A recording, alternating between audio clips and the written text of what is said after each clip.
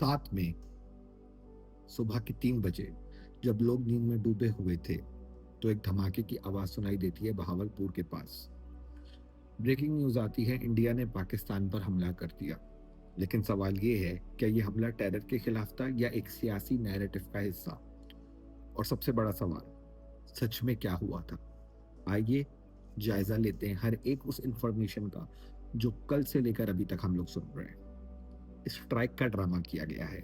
India ने claim किया है कि उन्होंने पाकिस्तान में टेररिस्ट बेस्ड हमला किया है, सिर्फ उन लोगों के खिलाफ जो टेररिज्म कर रहे थे, फैला रहे थे, या उनका हेडक्वार्टर था, जिसमें लश्कर तालिबान का भी जिक्र है और डिफरेंट टेरिटरीज का जिक्र है जो उनके बकौल पुराने हादसों में भी इन्वॉल्व रहे थे और उसके अलावा इंडिया में पहले भी टेरर की चीज़ें करते आ रहे हैं। लेकिन जबकि पाकिस्तान का नैरेटिव ये है कि उन्होंने सिविलियंस को टारगेट किया है। एक तरफ इंडिया का मीडिया अगर आप खोलेंगे तो वो ये बोल रहा है कि हम लोगों ने मिसाइल से पाकिस्तान में बेस्ड टेररिज्म, जिसको आईएसआई भी कहीं-कहीं सपोर्ट करता था, जिसको पाकिस्तानी आर्मी भी सपोर्ट करता था, उन सबको डिस्ट्रॉय कर दिया है। और दूसरी तरफ पाकिस्तान का मीडिया नैरेटिव आप ये देखेंगे कि हमने 5 जंगी जहाज इंडिया के गिरा दिए हैं, हमने इंडिया को मुँह तोड़ जवाब दे दिया है, एक्सेट्रा, एक्सेट्रा। इंडिया के मीडिया को तो हम सब जानते हैं, ठीक है ना? इंडिया में अगर चूहा भी मरता है तो वो पाकिस्तान की वजह से मरता है। वो क्यों? क्योंकि नरेंद्र मोदी, वहाँ के प्रधानमंत्री, प्राइम मिनिस्टर जो हैं, उनका नैरेटिव ही इस बेस पे चलता है कि जो भी है पाकिस्तान के खिलाफ कर दो। लास्ट 3 इलेक्शंस की कैंपेन भी अगर आप उठाकर देखेंगे तो उन तीनों इलेक्शंस के टाइम पाकिस्तान के अगेंस्ट बॉर्डर में कुछ ना कुछ एबनॉर्मेलिटी रही होगी। ऐसा नहीं हो सकता कि उस एबनॉर्मेलिटी के बगैर जो है वो नरेंद्र मोदी पावर पे आए हों। उनका एक बड़ा स्ट्रॉन्ग नैरेटिव है कि पाकिस्तान जो है उसको ख़त्म करो, मुसलमान बुरे होते हैं, और इसी बेस पे इंडिया की, I am sorry but India की जाहिल अवाम उनको वोट देती आ रही है। जबकि इस इलेक्शंस में बिल्कुल मुख्तलिफ हुआ। इस इलेक्शन में मोदी जो है वो छोटे इलाकों से नहीं जीते, जबकि बड़े शहरों से जीते। जबकि इससे पहले तक ये एक नैरेटिव मशहूर था और जो काफ़ी हद तक सही भी था कि छोटे इलाकों में धर्म बिकता है। छोटे लोग धर्म खरीदते हैं और वो वहाँ पे उसे बेचते हैं।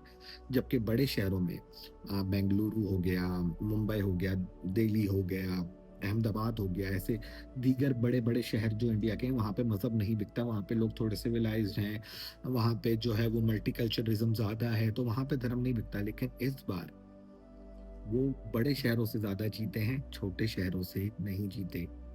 तो ये भी एक दर्शाता है कि उनकी जो अम, पुरानी नैरेटिव बेस्ड कैंपेन्स थी, वो काफ़ी हद तक जो है वो डिस्ट्रॉय हुई, और इस वजह से उन्होंने इस बार फिर से पाकिस्तान को अटैक बनाया है, पहलगाम वाक़ये के तहत।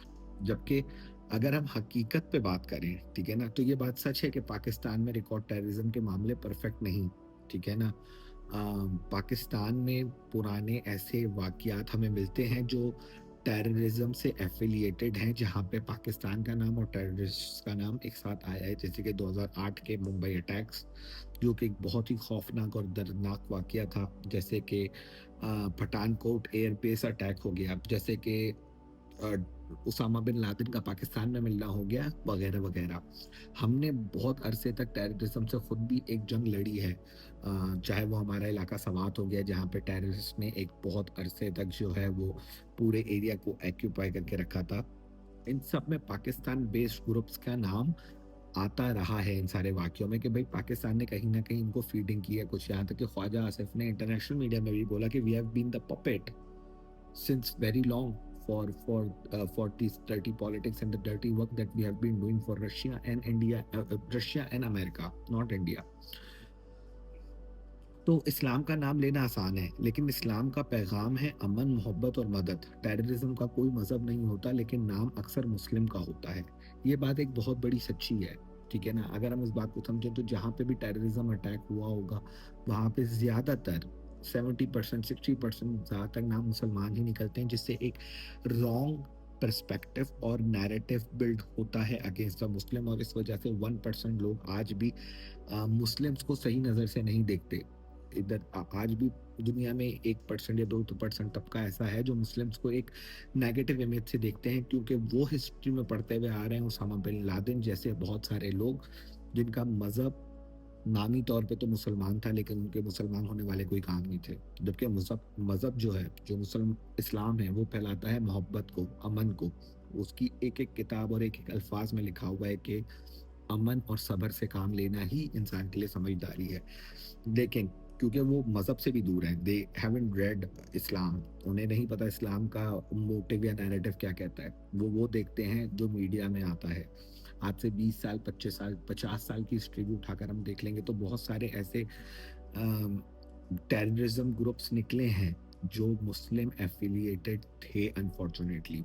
मैं मानता हूँ कि उनका कोई मज़हब नहीं था, ओसामा बिन लादेन का कोई मज़हब नहीं था, या जितने भी लोग किसी मुसलमान की जान लेते हैं, उनका कोई मज़हब नहीं होता, वो मुसलमान नहीं होते। वो सबसे पहले जहन्नम में जाएँगे, that's what I agree, but उनका नाम मुस्लिम होता है। तो अगर एक, जैसे मेरा नाम सफियान है, ठीक है ना? Everyone can know that I am Muslim, right? अगर एक मोहम्मद सफियान अहमद के नाम का बंदा कहीं पे कोई भी टेरर अटैक करता है, तो वो बंदा जिसको इस्लाम का ज़्यादा नहीं पता, वो सिर्फ़ नाम देखकर ही जज करेगा कि ये मुस्लिम है और इसने ये किया है।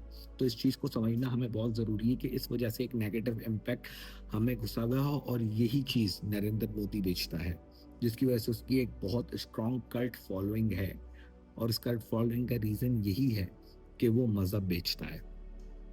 अब बात करते हैं असल नुकसान की, इकोनॉमी की, इंडिया की और पाकिस्तान दोनों डेवलपमेंट कंट्रीज़ हैं, ठीक है ना?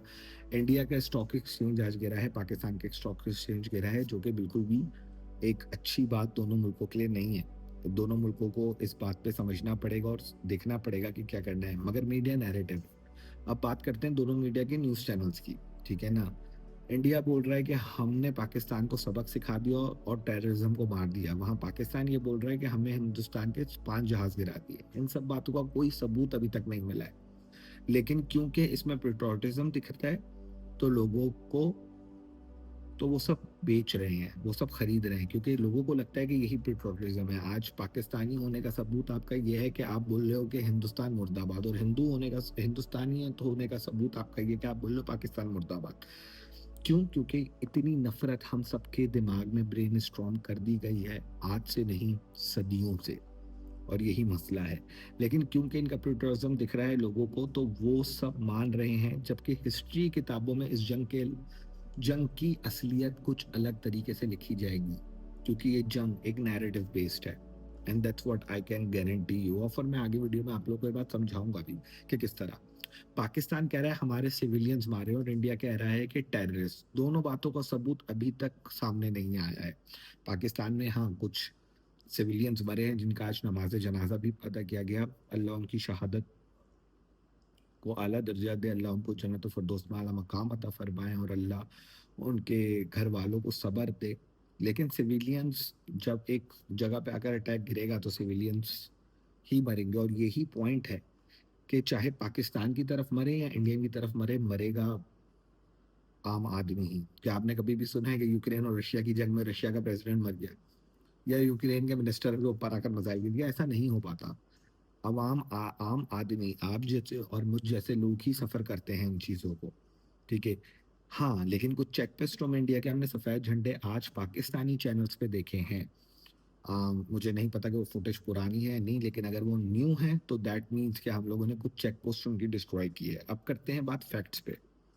अब फैक्ट्स की बातें करते हैं। मोदी एक नैरेटिव बेस्ड लीडर है, वो तब तक ताकत में है जब तक इंडिया वर्सेस पाकिस्तान चल रहा है, और दोनों मुल्कों के लोग कोई इंतहाई बेवकूफ़ हैं।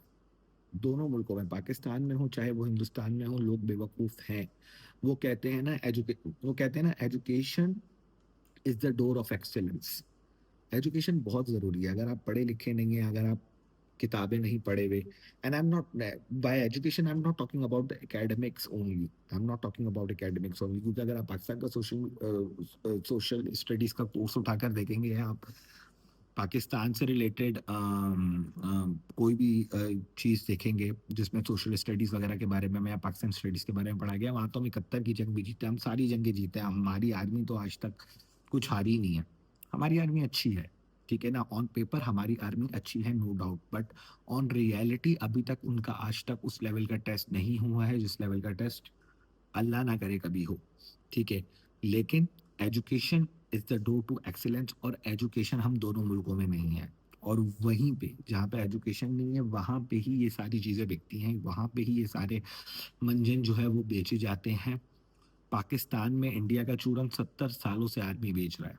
70 सालों से हमारा बजट पता नहीं कहाँ से कहाँ जा रहा है। हम लोगों ने ना आज तक एजुकेशन पे लगाया, ना हमने पैरामेडिकल पे लगाया, ना हमने टूरिज्म पे लगाया, हमने पैसा कहीं लगाया नहीं, हमने लगाया है तो आर्मी पे लगाया है। क्यों? क्योंकि हिंदुस्तान से खतरा है। हमारा बॉर्डर आजकल जहाज से भी पिक्चर वायरल हुई है कि नीचे इतनी बड़ी एलओसी के ऊपर लाइटें लगी हुई हैं, उस लाइट का बिल कौन भर रहा है? दोनों मुल्कों में लाइटें जाती हैं।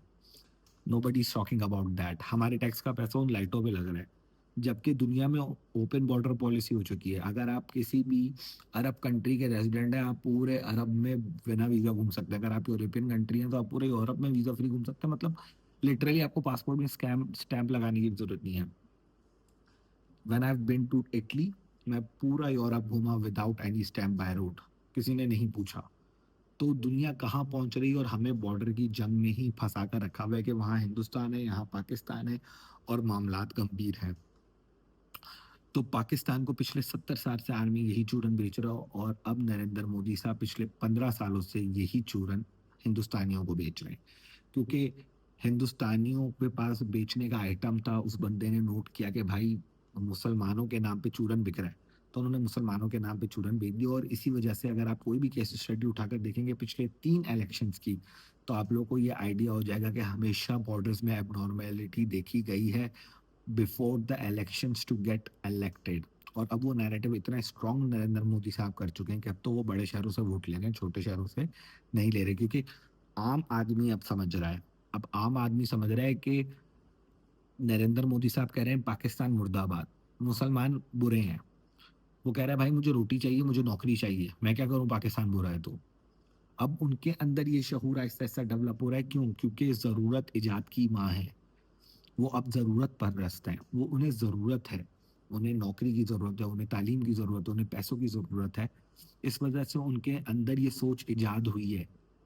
जबकि बड़े मुल्क, बड़े शहर जैसे कि बेंगलुरु हो गया, दिल्ली हो गया, मुंबई हो गया, अहमदाबाद हो गया, I am not quoting the right names, I am just giving out you as an example कि बड़े शहर जो इंडिया के हैं वहां पे मेजोरिटी मोदी जीता है, क्योंकि उसका नैरेटिव मीडिया पे चलाया जाता है और Indian media is controlled by there governance. Pakistan की तरह वो एक आज़ाद मीडिया नहीं है। आप कल से लेकर आज तक अगर जितनी बार भी आज तक न्यूज़ देखेंगे तो तब से लेकर अब तक एक ही गाना बैकग्राउंड में चल रहा है, नरेंद्र मोदी जिंदाबाद। तो इसका हल क्या है ना? हम लोगों ने बड़ा डिटेल में डिस्कस कर लिया कि क्या हुआ है, कैसे हुआ है, क्यों हो रहा है, लेकिन इसका हल क्या है? ओपन ट्रेड क्या है इसका? कोई भी नहीं है। इसका हल क्या है? कोई भी नहीं है। जब तक ये चूरन हम लोग खरीदते रहेंगे कि लोग हमें, तो ये लोग हमें बेचते रहेंगे। कभी भी ऐसा नहीं हो सकता कि हम ये चूरन अभी आजकल में खरीदना बंद कर दें। जबकि हमें ये चूरन खरीदना बंद करना पड़ेगा। ये पाकिस्तान की आवाम को भी करना पड़ेगा, ये हिंदुस्तान की आवाम को भी करना पड़ेगा। जब हम चूरन बेचना बंद कर देंगे, ये मैं आपको बता रहा हूँ, जब हम चूरन खरीदना बंद कर देंगे तो सप्लाई चेन तो बेसिक सबको पता होगी। जो यूट्यूब में वीडियो देख रहा है उसको या इंस्टाग्राम पे देख रहा है उसको इतना तो पता होगा what is supply chain, right? तो सिंपल है, चूरन खरीदना हमने बंद करना पड़ेगा। मैं कल से लेकर अभी तक जितने भी न्यूज़ चैनल देख रहा हूँ उसमें बस यही बात हो रही है। पाकिस्तानी बोल रहे हैं कि इंडिया की है, इंडियंस बोल रहे हैं पाकिस्तान की है। क्यों? क्योंकि गंदगी हमारे दिमाग में भरी हुई है। मीम्स बना रहे हैं Pakistani on a humour manner, that's fantastic, ठीक है ना? पाकिस्तानी वैसे ही बहुत अच्छे मीम्स बनाते हैं, हम लोग बहुत अच्छे मीमर्स हैं। But what is the outcome of all of this? What is the outcome of the war? Know outcome. कौन मरेगा? सिविलियंस ही मरेंगे। शहबाज भाई या मोदी भाई नहीं मरने वाले, ठीक है ना? आम आदमी मरेगा, या शायद आप और मैं भी नहीं मरने वाले इस जंग से।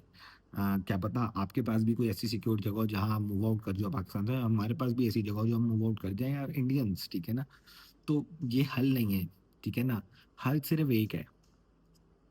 अगर हम वाकई अपने मुल्कों को अजीम बनाना चाहते हैं तो we have to stop supporting this nonsense as an individual.